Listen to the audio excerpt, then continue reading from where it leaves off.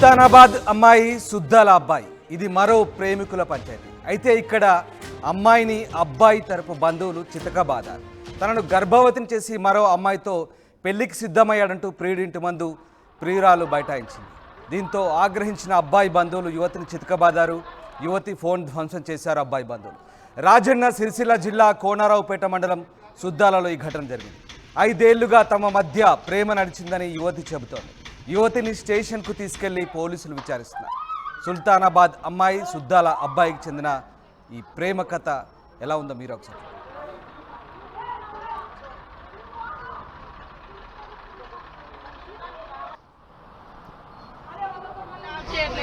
ప్రతి ఒక్క రూపాయి రూమ్ రెంట్ ఆయనకు ఫుడ్కి ఇంకా పాల ప్యాకెట్ ప్రతి ఒక్కరికి నేనే పెట్టిన.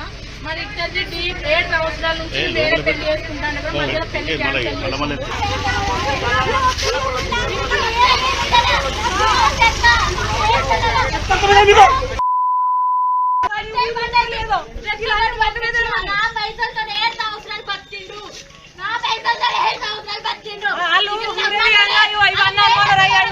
ఊళ్ళో బాగున్నారు.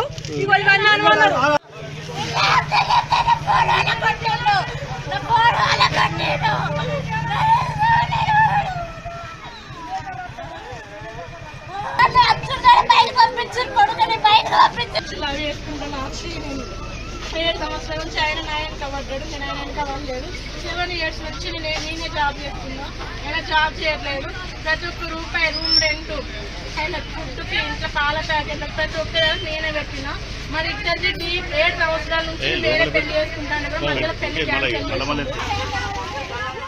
తనను ప్రేమించి మరో యువతితో పెళ్లికి సిద్ధమయ్యాడంటూ ఆ ప్రియురాలు అతని ఇంటి ముందు ఆందోళన చేయడంతో ఒక్కసారిగా ఆగ్రహించిన యువకుడి బంధువులు ఆమెను చితకబాదారు. అంతేకాదు ఆమె ఫోన్ను కూడా ధ్వంసం చేశారు. ఆ దృశ్యాలు మీరు చూడొచ్చు. ఆ అమ్మాయి ఎంత మొత్తుకుంటున్నా కూడా అబ్బాయి తరపు బంధువులు ఆమె ఫోన్ ధ్వంసం చేయడం కాదు, ఆమెను చితకబాదిన దృశ్యాలు మనకు కనబడుతూ ఉన్నాయి. 5 ఏళ్లుగా తమ మధ్య ప్రేమ నడిచిందని ఆ యువతి చెప్తోంది. రాజన్న సిరిసిల్ల జిల్లా కోనరావుపేట మండలం సుద్దాలలో ఈ ఘటన చోటు చేసుకుంది. ఇంతలో పోలీసులు రంగప్రవేశం చేశారు. యువతిని స్టేషన్కు తీసుకెళ్లి విచారిస్తున్నారు. మా ప్రతినిధి చంద్రశేఖర్ జైన్ అవుతున్నారు.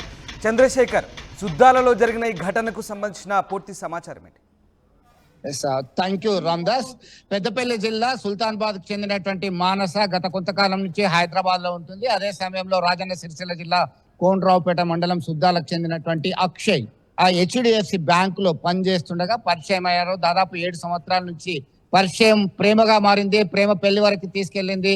తీరా కట్ చేస్తే గత కొంతకాలం నుంచి ఆయన ఏ ఉద్యోగం చేయట్లేదు. ఈ క్రమంలో ఆయన వివాహం చేసుకున్నాడు. తనని ప్రెగ్నెన్సీ వచ్చేలా చేశారు. కలిసి ఉన్నాము, అన్యోన్యంగా ఉన్నాము. తాజాగా మొహమ్మొత్తిందో ఏంతో నువ్వు కాదు పొమ్మని చెప్పేసి స్వంత గ్రామానికి వెళ్ళారు. మరో మహిళతో ప్రేమ పెళ్లి అంటూ ఇవన్నీ దాచిపెట్టిన ఆ యువకుడు పెళ్లికి సిద్ధమయ్యాడు. ఆ విషయం తెలుసుకున్నటువంటి ఆ మాజీ భార్య అనే ఇంటి ముందు బైఠాయించింది. నా మొగుడు నాకు కావాలని ఆందోళనకు సిద్ధమైంది. మీరు ఇక్కడ నుంచి వెళ్ళిపోవాలని చెప్పేసి అక్షయ్ తల్లిదండ్రులు ఒక రకంగా ఆదేశాలు జారీ చేశారు, బతలాడారు, ఆదేశాలు జారీ చేశారు.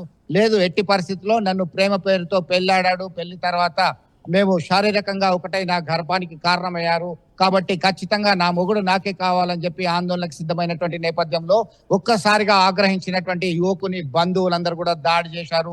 విచక్షణ రహితంగా కొడుతున్నటువంటి క్రమంలో గ్రామస్తులు అందించినటువంటి సమాచారం మేరకు కోనరావుపేట పోలీసులు రంగంలోకి దిగారు. ఎందుకంటే వేములవాడ ప్రాంతంలో తరచూ ఇలాంటి ఘటనలు చోటు చేసుకుంటున్నాయి.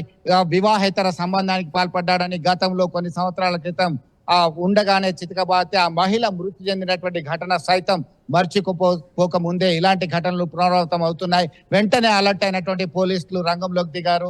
సిరిసిల్ల SP ఆదేశాల మేరకి ఆ CI ఆ యువతిని పోలీస్ స్టేషన్ కి తరలించారు. కౌన్సిలింగ్ చేస్తున్నారు. మేము అన్ని మీకు న్యాయం చేసేలా చర్యలు తీసుకుంటాం, మీరు ముందుగా హాస్పిటల్కి వెళ్ళాలని చెప్పి ఆదేశాలు జారీ చేశారు. ఈ క్రమంలో ఒక రకంగా ఇప్పటికీ టెన్సివ్ సిచ్యుయేషన్ అయితే కొనసాగుతుంది. రామ్దాస్, అంటే ప్రస్తుతం అంటే యువతి డిమాండ్ న్యాయపరమైందేనా? పోలీసులు ఏం చెప్తున్నారు? నిజంగా ఆ యువతి అతని భార్యనా? గతంలో పెళ్లి చేసుకున్నారా? తర్వాత మళ్ళీ ఆ యువకుడు వేరే పెళ్లికి ఎందుకు సిద్ధమైనారు? దీనికి సంబంధించి మరి యువతిని చితకబాదిన నేపథ్యంలో యువతి తరపు బంధువులు ఎవరు అక్కడికి రాలేదా? పోలీసులు ఏమంటున్నారు దీనికి సంబంధించి?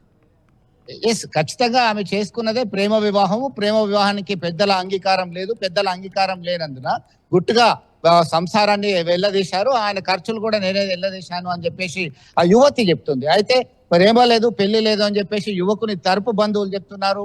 ఖచ్చితంగా మేము విచారణ జరుపుతాము, దీనిలో నిజమేంటి, ఆ వాస్తవాలు ఏంటి, ఎవరు చెప్తున్నది వాస్తవం అని చెప్పేసి పోలీసులు నిజ నిర్ధారణ కొరకే ప్రయత్నాలు చేస్తున్నారు. కొంత టైం పడుతుంది, మీకు సమగ్రమైనటువంటి సమాచారం మీడియాకి అందజేస్తాం, అప్పటి వరకు మీరు వెయిట్ చేయండి అని చెప్పేసి పోలీస్ అధికారులు చెప్తున్నటువంటి పరిస్థితి.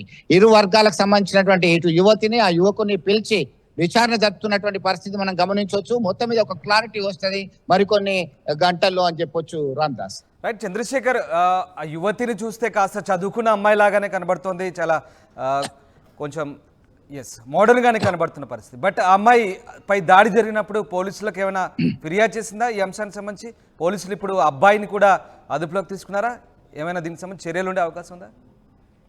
ఖచ్చితంగా మీరు అన్నట్టుగా ఆమె ఆ శాంతియుతమైనటువంటి వాతావరణంలో నా భర్త నాకు కావాలి, నా ప్రియుడు నా భర్తగా మారాడు కాబట్టి నేను ఆయనతోనే ఉంటాను, నాకు అన్యాయం జరుగుతుంది అనేటువంటి ఉద్దేశంతో ఆ ధర్నా చేస్తుంది, బైఠాయించింది ఇంటి ముందట. చాలా తన ప్రేమ వివాహం చేసుకున్నటువంటి యువకుడు తనకు దక్కకుండా పోతున్నాడని చెప్పేసి ఆవేదనతోని ఆ ఇంటి ముందు బైఠాయించి ఆందోళన చేస్తున్నటువంటి క్రమంలో ఆ యువకుని తల్లిదండ్రులు చితకబడడం అనేది దారుణము, చాలా విచక్షణ రహితంగా కొట్టారు. ఈ క్రమంలో ఆమె ఖచ్చితంగా పోలీసులకి కంప్లైంట్ చేస్తుండ్రు, సుమోటోగా కూడా తీసుకునేటువంటి అవకాశం ఉంది. ఇరు వర్గాలకు సంబంధించిన వాళ్ళని పిలిపించి కౌన్సిలింగ్ చేస్తారు. న్యాయం చేయమంటూ పోలీసులను వేడుకుంటున్నారు.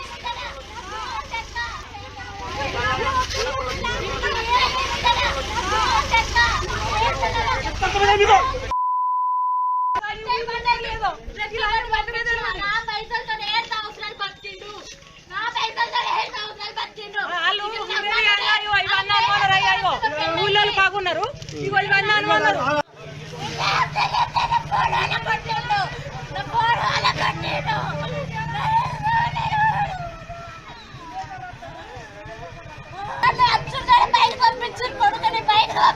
అవి వేసుకుంటాను ఆక్షి నేను 7 సంవత్సరాల నుంచి ఆయన నాయన కబడ్డాడు, నేను ఆయన కబడలేదు.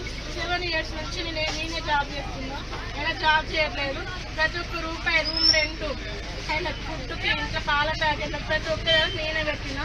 మరి ఇద్దరిది 7 సంవత్సరాల నుంచి నేనే పెళ్లి చేసుకుంటాను, మధ్యలో పెళ్లి క్యాన్సిల్ చేస్తాను.